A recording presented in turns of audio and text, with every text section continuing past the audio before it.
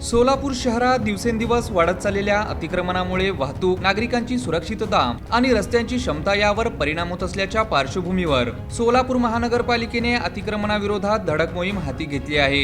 या मोहिमेअंतर्गत सोमवारी 6 जुलै रोजी हिरजनाका ते निराळे वस्ती पूल या परिसरात मोठी अतिक्रमण हटाव कारवाई करण्यात आली। महापालिकेचे अतिक्रमण नियंत्रण अधिकारी नीलकंठ मठपती यांच्या मार्गदर्शनाखाली अतिक्रमण विभाग आणि रस्ते विभागाने संयुक्तपणे ही मोहीम राबवली। यावेळी 12 मीटर रुंदीच्या रस्त्यास अडथळा ठरत असलेले अनधिकृत पत्राशेड, विविध व्यावसायिक आस्थापनांचे अनधिकृत नामफलक तसेच रस्त्यालगत बांधण्यात आलेले कट्टे यंत्रसामग्रीच्या साहाय्याने हटवण्यात आले। या अतिक्रमणामुळे रस्त्यांची रुंदी कमी होऊन वाहतुकीस अडथळा निर्माण होत होता, तसेच पादचाऱ्यांनाही मोठ्या प्रमाणात त्रास सहन करावा लागत होता।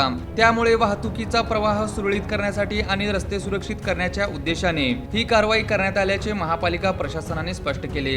या कारवाई दरम्यान परिसरात कायदा व सुव्यवस्था अबाधित राहावी यासाठी पोलीस बंदोबस्त ठेवण्यात आला होता। अतिक्रमण विभागाचे कनिष्ठ अभियंता दीपक कुंभार, विभागातील अधिकारी, कर्मचारी तसेच पोलीस कर्मचारी कारवाईत सहभागी झाले होते। सोलापूर शहरातील प्रमुख रस्ते, चौक आणि सार्वजनिक जागांवरील अतिक्रमणांवर यापुढेही सातत्याने कारवाई सुरू राहणार असून नागरिकांनी स्वखुशीने अनधिकृत अतिक्रमणे हटवावीत, अन्यथा महानगरपालिकेकडून नियमानुसार कठोर कारवाई करण्यात येईल असा इशारा प्रशासनाने दिला आहे।